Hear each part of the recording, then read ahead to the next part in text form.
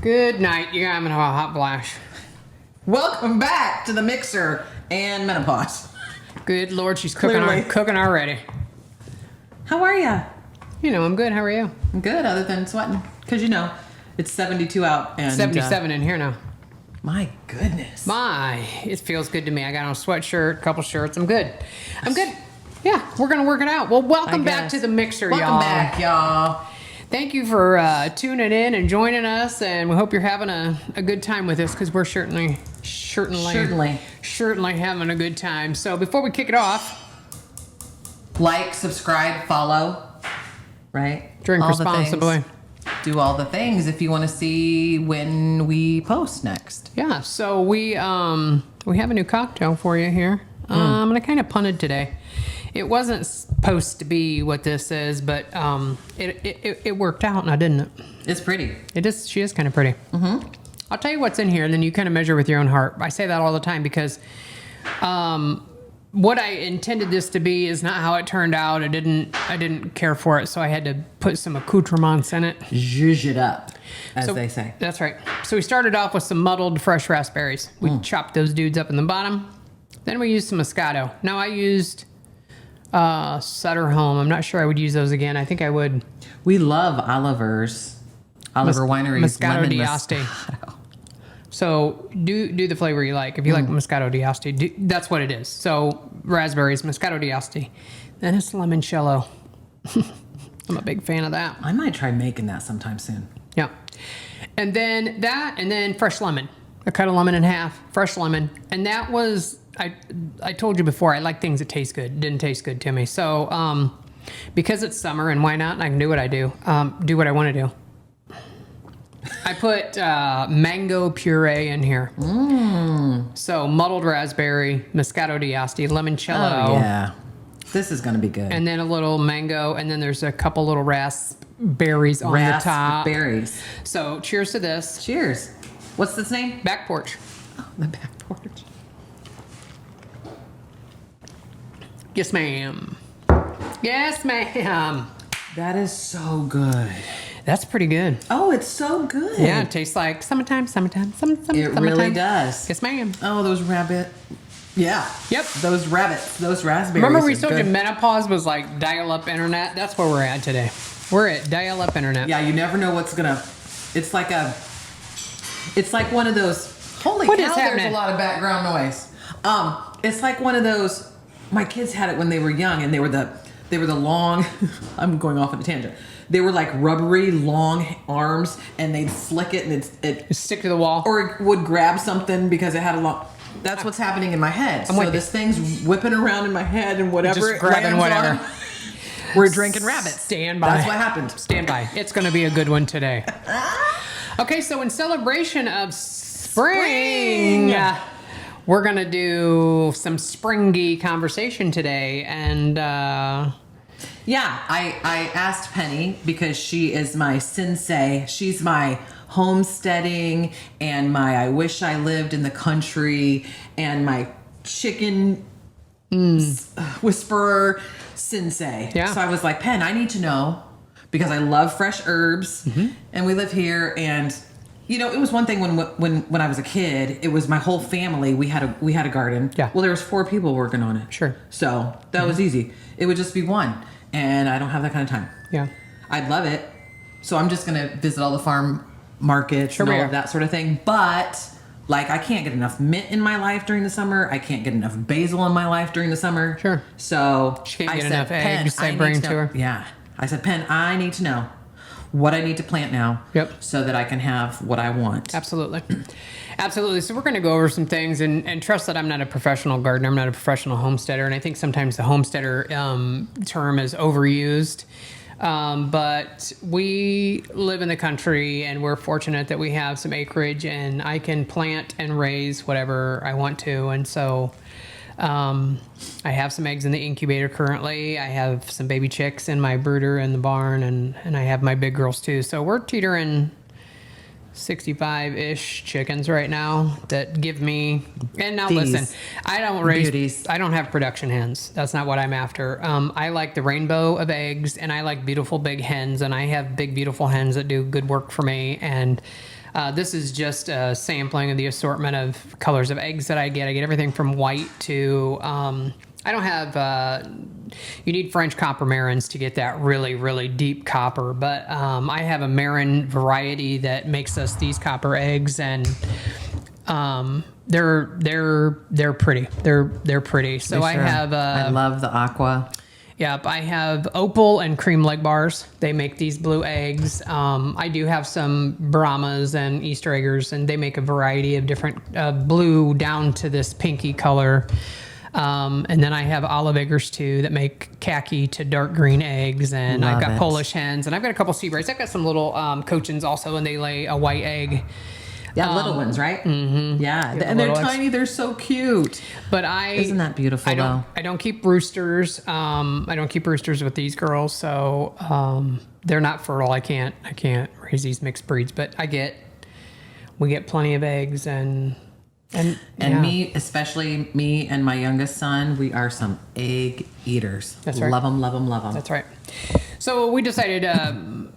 Let me back up. I decided. My husband is from the city, and I grew up on a farm, and we had a truck patch. We didn't have a garden. We grew all kinds of stuff, and so my wanting to have our own stuff has gone on for quite some time, and it doesn't take you very long to do very much research to find out how some of these animals that we consume are raised, and all of the stuff that goes into them that is not healthy, and so that we're absolutely digesting. That's right. If it goes into them, it goes into you're us. consuming it. Gross. So I decided I wanted to make my own eggs. You know, the eggs you buy at the grocery store are months old, and I don't care what they tell you, and they're bleached, and that's why their yolks are pale yellow and mine are dark orange, because my girls are free range, and I'll tell you that free range eggs means their feet touch the ground. That's it. It doesn't mean that they're out in a luxurious pasture eating bugs and grass. It means their feet touch the ground. That's it. And so don't be misled by people say that they have free range eggs. Free range just means their feet touch the ground. So unless you can see them out in a pasture somewhere, that's not what that means. Now my girls are fenced in. They do go outside every day, so they're free range if you want to call it that. But they're in a confined area because I have predators. It's much less because I have the donkey and the mule. I have Sophia and Eddie, and they're good protectors, but. You know, we still get mink, we still get raccoons sometimes if she misses them, and so they have to be protected. But when you go to the grocery store and it says free range, that doesn't mean that they're out in some luxurious pasture. So that's some FDA, we'll let you say that? Yeah. Nonsense. Yeah, it's some very, teetering term that they can, that they, just like organic. Yeah. You know, people that say, don't be misled by that either. People that say, well, my chickens are organic. Well, that has to be, that's so deep. You have to have a field that you raise grain in that has no spray anywhere near it. You never sprayed weed in it, and it can't be, processed in a plant that has had grain that has been sprayed. So, oh, wow. Yeah, that organic term is also very shifty to me. So I just said we're going to do our own. Along the same lines as what you're saying. Like the FDA said, you can call that organic. Yeah. Yep. There's a certain stipulation, but to be truly organic, you have to raise your own grain. It has to never been sprayed. You have to process it yourself. And I know very few people that have a grain mill in their house and they're threshing their own wheat and and cutting it at their house and doing all that stuff. I know very few people that are doing that. So. Just find a local farmer that you know.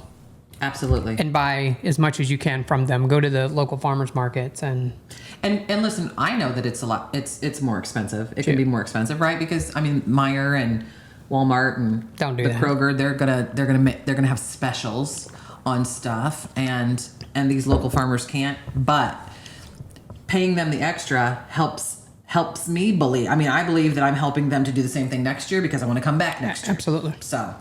And I can tell you too, you can take your fresh vegetables and clean them. We've talked about that in a prior video that you need to soak them in vinegar and baking soda, get all the gobbledygook off of them. Make sure you dry them really well. Put them in a glass jar and seal them. I have a sealer that goes on a big mouth or a small, and you can put strawberries, and you can put your onions and your green peppers and everything, put them in a glass jar, vac seal them with this can or lid, put them in your refrigerator. They'll last so much longer than in a plastic bag.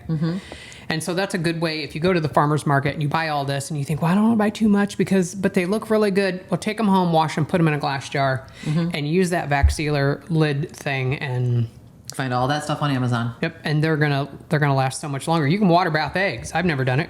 They don't last that long in my house, but Right. you can take eggs and water bath them and can them that way. Can them in water and they'll last forever.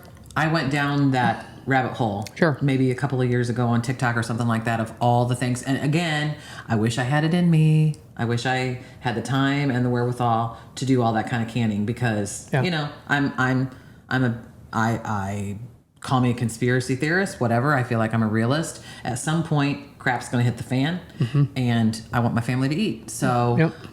But you know, I found other things from other people to Sure. stock our Yep. shelves. So we at one time raised our own meat birds. We have eggs. We raised hogs. We had some show pigs, so it was super convenient just to go ahead and feed out another pig or two when we had our show pigs. Yeah. I've never raised beef. You have to do more than one. I don't need more than one. Why do you have to do more than one? Well, because it's not financially, it's not a financial gain to raise one. It would be better to find somebody that raised cattle and go in with somebody and buy half a beef or something, because the processing, the feed and the processing and all that stuff, it would be so expensive just to raise one for yourself.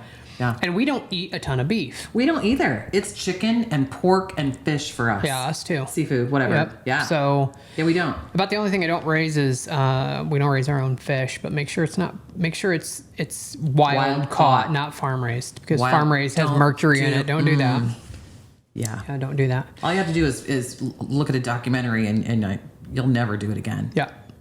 So the chickens that we raised, the meat birds that we raised, a funny story, and I'll be kind of quick about it. We went from raising about 20 of them a day, or 20 of them a year. I wanted a few for me, a few for my folks, and a couple for my sister, where my sister gave one away. Well, then that person called me and wanted me to raise her some, and then my cousin got into it. So for the last 5 years, 4 or 5 years that we raised meat birds, we raised 300 of them.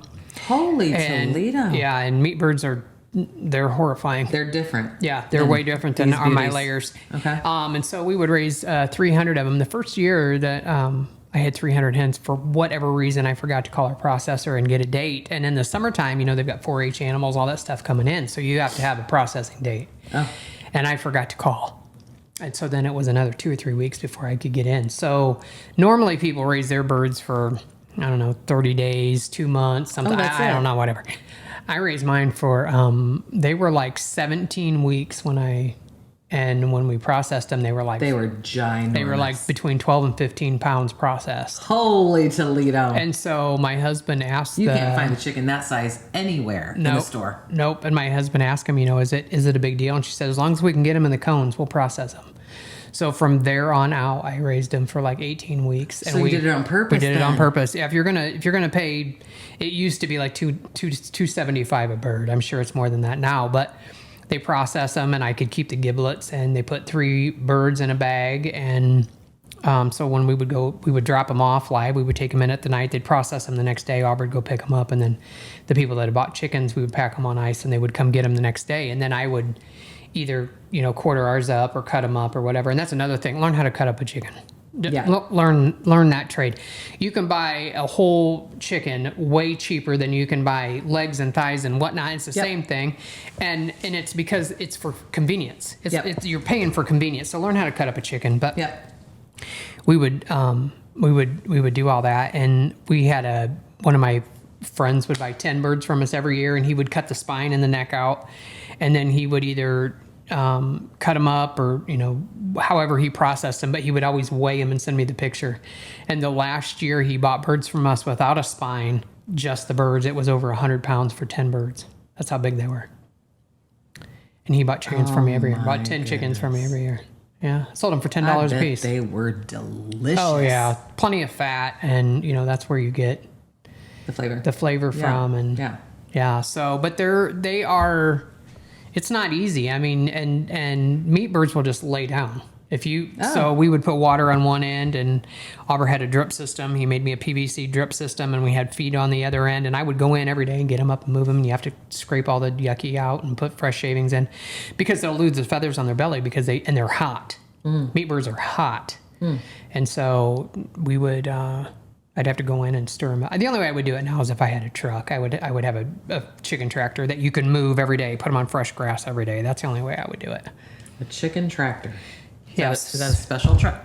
Is that a special tractor? Well, it's like a chicken coop, but it's got wheels and a hitch, and so then every day you can move them to another spot. A lot of guys that have beef will do that because they have their chickens follow their cattle, and what the chickens do is they dig through their waste, and a lot of times beef don't completely digest the grain that's in there, and so then when they have waste, the chickens dig through it and pull out the grain, and it breaks up their manure, and then the chickens have manure, and it keeps their pasture in a good rotation. So yeah, it's a lot, but we don't. And the problem with raising meat birds is you do it in the middle of the summer, and it's so hot. So like one year we did it. Remember, we lost power, and Auburn we had like no power for days. Yeah. And so that's detrimental because we have so many fans and ice bags and to keep them cool so they don't pass. And why do you do it in the summer? Because that's when you can buy them. If I could buy them in like September and raise them until like December or January, it'd be far better. But you don't get chickens then. You get them, in like May. The things you'll learn here, folks. The things that you're going to learn. That's right. So those chickens they're the chickens. So there's two processors in the United States, Tyson and Purdue. Somehow in one shape or form or the other, they process every chicken that you buy in the grocery store, and they're all the same. They're 30 days old. They're chucked full of nonsense that's not good for you. And then they take this little bird and they flash freeze it and they fill it full of water so it's bigger, and they weigh it. And then that's what you buy, and you take it home and you cook it, and it shrinks. And it's because it's a 30-day-old bird that probably has. They can say there's no antibiotics and stuff, but when you have 30,000 chickens in a facility, they're getting something to stay alive. Right. Yeah. Just the thought of that, and I've seen videos and documentaries, like I said, and it's just, we're not vegetarians. We're some meat eaters around here. But you still don't want to know that they weren't taken care of the right way. You don't want to know that they were abused in any way, shape, or form. Sure. I think egg layers are worse than meat birds. Meat birds are I know a couple guys that have big buildings, and they built the big buildings because they're grain farmers. And at some point, you're going to have to put fertilizer out. Well, when they raise these chickens, then they get to keep all the waste. And so what they do is they have pens, and then when they're done with their chickens, they can just raise these pens up. They take a skid loader, and they scrape all that out. It goes in a pit. They mix it with water. They put it in a sprayer, and then it's free manure for their fields. And it smells horrific. Well, they have to do it. Chicken poop is the worst. You have to fertilize a field, and so you have to spray it. Hog manure has to be knifed in. Cattle manure, because they're on dry. A lot of guys will take, after they pick their corn, they'll cut that off, and that's what they bed their cattle on. That's dry manure, so that can be spread on a field. And for everybody that says, it's horrible, I don't want to move out, two times a year.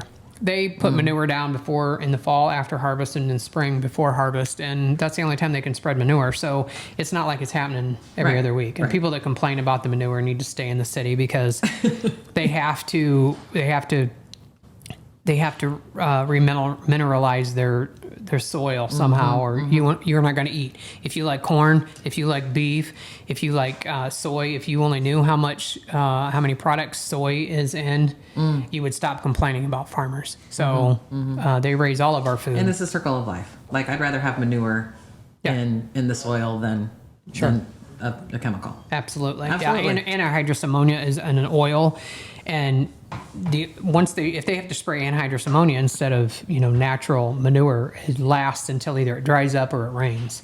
And anhydrous ammonia is that pungent scent. It's horrible. Wicked. So yeah.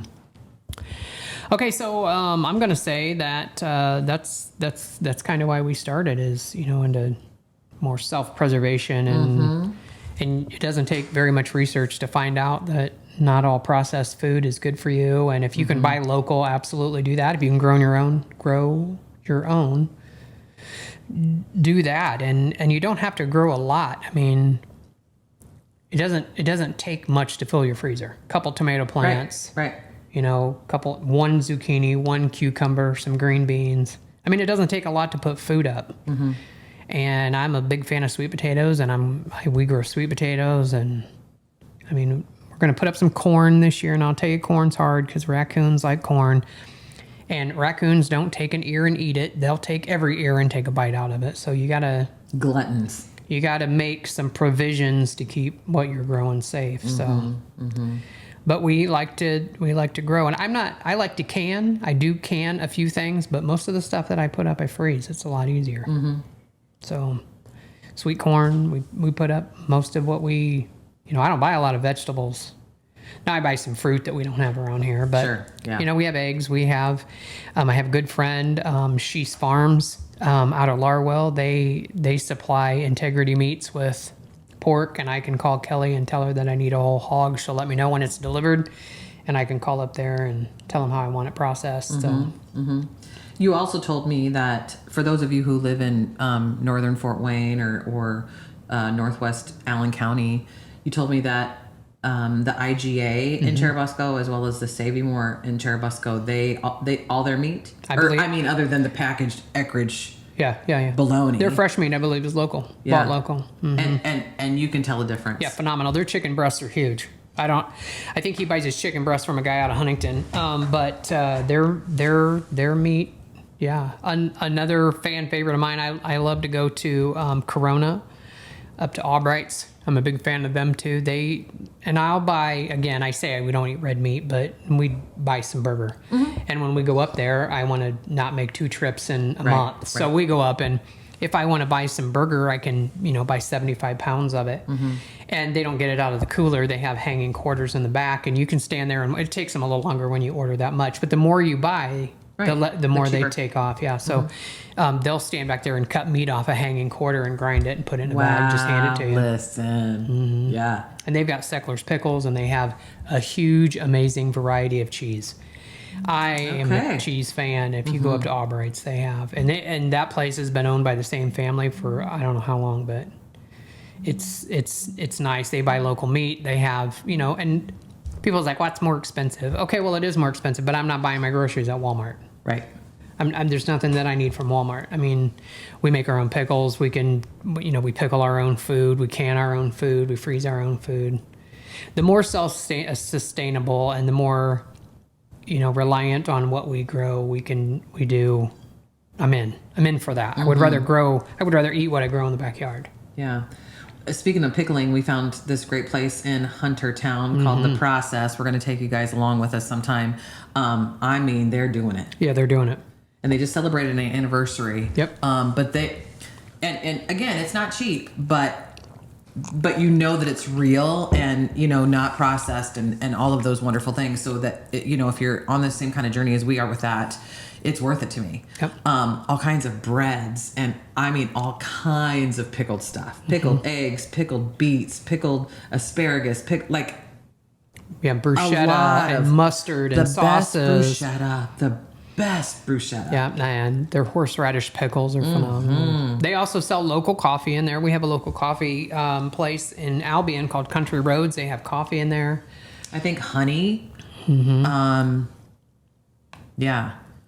I'm looking forward to their big crops of basil and mint and stuff. You should grow your own. It's not that hard. Yeah, just like on the deck in a raised something. In a 5-gallon bucket. And I can put them all together, right? I've heard that mint will take over. Yeah, mint will take over. You want to do it in a confined space, but I would get some cute little planters, you don't need. It's going to continuously reproduce. So there's a place that I really like. I'd mentioned before that I like Heirloom. I like a lot of cross-pollinated stuff. I like a lot of different varieties of stuff. So I may or may not have lost my absolute brains. Oh my goodness. And so this is from Baker's Creek, and I adore the different things they have. Ooh. So I like flowers, and Look I how like beautiful. food. Blue cream berry tomatoes. Yeah, those are cherry tomatoes. We're gonna give those a whirl. I want to try all the tomatoes. and the black beauties. are you gonna plant all of this? Yeah, so here's what I'm going to mention. So as we talk about this, and you have a garden, if you don't, we have plenty of land. Carla does not have a lot. I mean, they've got a good sized yard for the addition that they're in. And so here's what I would offer to Carla: if she wants a tomato, I will give her like 5 seeds. So put 5 seeds in a bucket and grow a couple tomato plants for you and Rick. If you want, whatever, these melons, now I'm going to grow them on a trellis because I'm getting too old to bend over. Sure. I don't want to bend over anymore. These green beans, I'm going to do the same thing. These are Dragon Tongue. These are from Baker's. They're supposed to be the sweetest green beans you've ever had. I don't care how green beans are nasty. They So can't we're do doing. any, they can't do enough to them to make them good. What is this? Borage? Okay, borage. Borage. I plant underneath my sunflower seeds. I plant it with my sunflower seeds. You can make that. You can eat the leaves. You can make tea out of it. Oh. So I plant a lot of stuff that hummingbirds like. I'm a big fan of hummingbirds. And then I plant a ton of sunflowers so in the fall that my birds can enjoy them. So this is hummingbird mint. Hummingbirds like that. It's a tube flower. It's little. I'm actually going to put it in a pot this year. I'm going to put it in a big container and grow it. It smells wonderful. It's absolutely beautiful. And I got a couple different colors of it. Hummingbird mint is super cool. Smells minty. I got I got a couple different varieties of tomatoes. I got some sweet corn. Now, what's the name of My goodness. Sorry about all that. Baker's Creek. And you've ordered from them before? Yes. So I like their sunflowers. I love zinnias. I plant zinnias everywhere. I plant sunflowers everywhere. I got some lavender this year. Oh. Bee balm. I love bee balm. The hummingbirds love bee balm. I love zinnias. I plant zinnias everywhere. Those are beautiful. And marigolds. Marigolds are great to keep critters out of your garden. So some of this stuff I will plant around the garden. So if you can get lavender and you can get marigolds and you can get mint, it keeps roughnecks out of your garden, which is what I will do. But what I like about Baker's Creek is that you order so much and then they send you stuff you didn't order. Like I didn't order this mustard, but I'm going to plant it. I got a couple kinds of squash, and I got some peppers and cucumbers.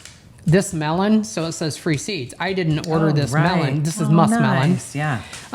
But I'm gonna plant that. I did get basil. You can have a couple of my basil seeds. Again, free seeds, and it's showing right there. Plant it in a pot.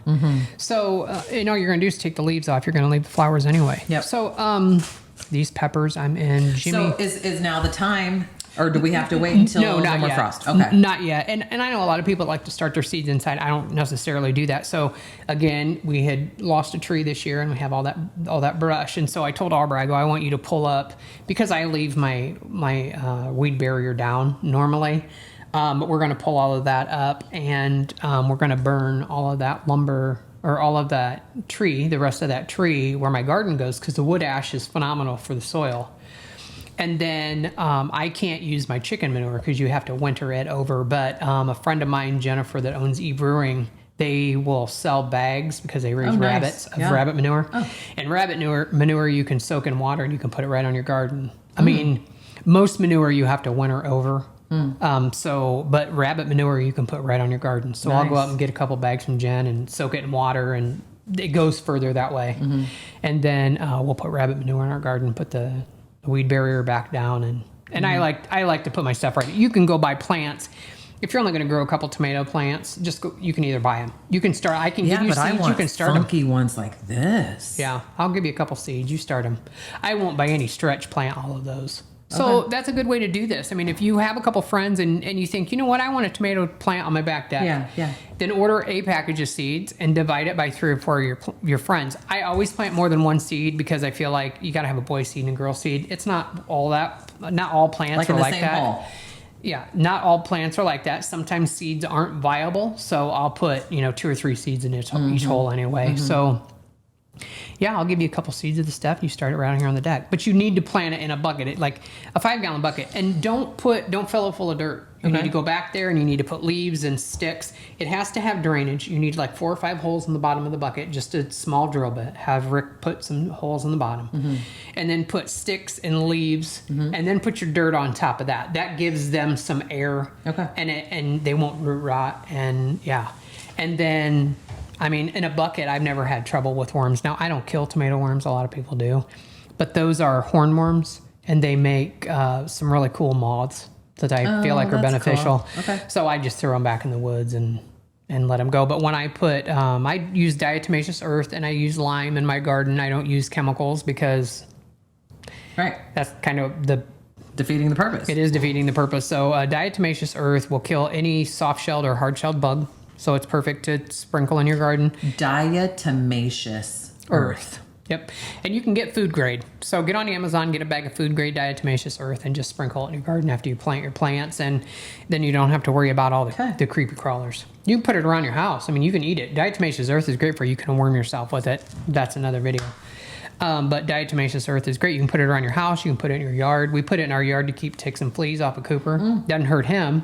It's not like putting a chemical in your yard to kill him. I can put diatomaceous earth in our yard, and then it kills everything. He doesn't get all the bugs. So, but yeah, I love Baker's Creek, and you could get online right now, and you could order whatever you want. You don't need to order anything. I'll go ahead and give you some of mine. But if you're thinking about something that you want to do, just remember that you can't use any manure except for rabbit manure.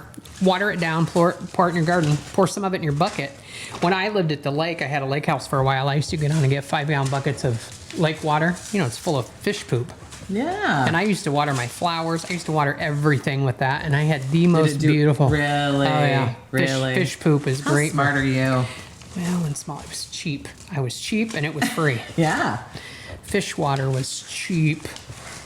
Yeah, so listen, if you have any planting secrets, any canning secrets or homesteading secrets that we haven't talked about a lot. So leave us some comments, let us know. Like, the more we can learn from each other, the better. Absolutely. Right? Absolutely.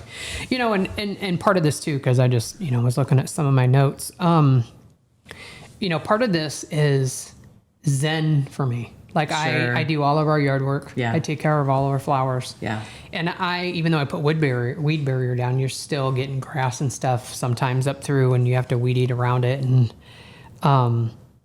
it is actually zen-y. It's actually so calming to go out in your yard in your bare feet and just hang out with your plants and see how they're doing. And it's cool to start a seed and then watch it come to fruition. That's miraculous, right? Yeah, it is. It is. I don't find it to be zen for me. Everybody has their own thing. It's not for me. I really, really appreciate those of you who it is, because we reap the benefits. Yeah. But it is really cool to see.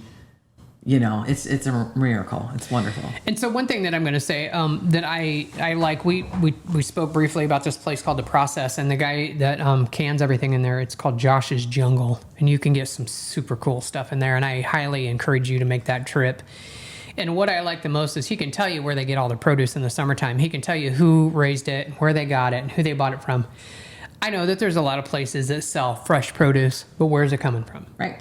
Because they don't have that many gardeners around here that are supplying them. So then, you're going right back to they're buying it from somebody else. You don't know where it came from. You don't know who grew it. You don't know what they sprayed on it. You don't know any of those things.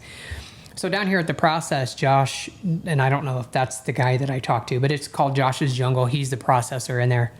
He said in the summertime they have local gardeners that bring their stuff and then they sell it. What they don't use, they'll sell. Love it. And so that's again, it goes back to our, us encouraging small businesses. It goes back to that same place in our heart. It's the same area that we want to encourage those folks. It's just like my pumpkin guy that's in Layato. We just stumbled across that dude, and now we can't keep him. Yeah, he's sold out every year. We went to look for pumpkins one year, and we decided to stop. He had a sign in his yard. We stopped and made a video on Facebook, and I think I don't know, like 12 or 1,300 people watched that video, and he was out. Sold him out, and he had thousands. Yeah, and he has beautiful colored every year. He's super cool. So I would much rather do that. I'd much rather buy from a farm stand along the road. If you know somebody, I'm not a huge fan of sourdough. I'm not. I think sourdough's so overdone. But if that's your bag and that's what you want to do, and I would much rather buy stuff from a farm stand. Yeah, let us know. Let us know if you're local and you do things like that. We're all about it. Yep. Now, I make a lot of my own bread, and I make a lot. I mean, we're cooks. That's what we like. And I will tell you, I put a little video on there the other day, though. Carla, when we interviewed Deb our video when we had Deb's Buttercream Dream. We stopped in Columbia City at a place called Chivo. It's a friend of mine. His name is Wes Davison. It's an Italian restaurant, and if you like Italian food, I mean authentic Italian food. I'm a little bit snobby about Italian food. I've had really, really good stuff and not so good, like Olive Garden. That's not Italian food. This place is fantastic, and he's cooking it right in front of you. It's phenomenal. Super cool place. So my husband and I celebrated our anniversary. Our anniversary was last night. We got to go out to dinner with Rick and Carla, but Friday night we went up there. We decided we like to go early. We like to go. Now, it used to be that he was open for lunch and then he closed and he opened back up again at like 4 or 5 o'clock. So we would go when he opened. Now he's just open from 11 to 9. But we went up the other night. It was just a little after 4, which, listen, we're showing our age because my grandma and grandpa used to eat supper at like 4:30 in the afternoon. Because I want to be home by 9. But we went up there and we go early because I want to be able to sit and talk to Wes and watch him cook. And he sings when he's cooking and it's just so cool that It's an experience. coming full circle. I used to babysit for this kid. Yeah. I babysat for him him and his brother when they were younger, and for him to cook and tell my husband about stories about me babysitting him, and it's just a lot of fun. I'm glad we can support him, and he's doing it. He's got great food in there. Yeah, so we're going to keep giving you guys the best that we have, and please leave us comments. We would love to support you. We have started that series, so we're going to continue that. And if you have any questions, yeah, please leave your questions. I've raised chickens for quite some time, and I tell people all the time. I make little videos on Facebook. I tell people all the time, it's not just buying chicks and throwing feed to them. There's so much, and here's the issue. So they're not chickens like they were, 20 years ago or 50 years ago, where they just reproduced on their own and they lived off the land and they were hardy. These chickens are so overbred and they're so overprocessed and all the things, and they get ailments, and chickens are so hard to figure out when they're sick. You go out there one day and they're fine, and you go out the next day and they're belly up and you have no idea, and they don't show a lot of signs of ailments or illness. So, I mean, you have to keep an eye on them, and the amount, like I mix my own feed and I make my own supplements for them, and it's just crazy that, people think, it's like last year we were having this egg shortage or whatever it was. Yeah. So everybody went out and bought these chickens, and then like 3 months later, everybody's got these chickens on Facebook for sale because it's not what they thought it was. I mean, they poop and they're dirty and you have to take care of them, and it's constant. So... Well, you do an amazing job. Well, thank you very much. Animals want to come to you. I appreciate that. We're on our last set. I mean, I'll probably always have chickens. So I hope so. They say they're the most expensive cheap eggs you can get, because you think, I'm gonna get my own chickens. I'm gonna raise my own eggs. That'll save me money. No. Right. No, and it's not for me about, like, I don't buy production hens. I buy, again, you've seen my birds. They're beautiful. Mm-hmm. They're beautiful. I can't wait to see these babies. Yeah. I cannot wait. Yeah, I have calico and blue porcelain Brahmas coming. So I'm pretty excited about those. Well, we got to get off of here. We're kind of pressed for time. We are pressed for time today. So how about this? It's not always going to be cheaper, but it's definitely better for you. So do your research. Grow your own food when you can, or shop local. Go to these local farmers markets. They're getting ready to set it off, and trust me, you can grow so much stuff in a 5-gallon bucket. It's not even funny. We're gonna do it. You can do your own stuff. Just make sure there's air at the bottom and some good fertilizer and get some seeds. So, all right, you guys, thanks for tuning in. We're gonna see you real soon. I think our next one, we're probably gonna visit somebody the next time, maybe. Or we might go live. We haven't done that yet. Do y'all want us to go live? Yeah. Let us know in the comments. All right, so here's to the back porch. Here's to you. Yeah. Cheers. Happy spring.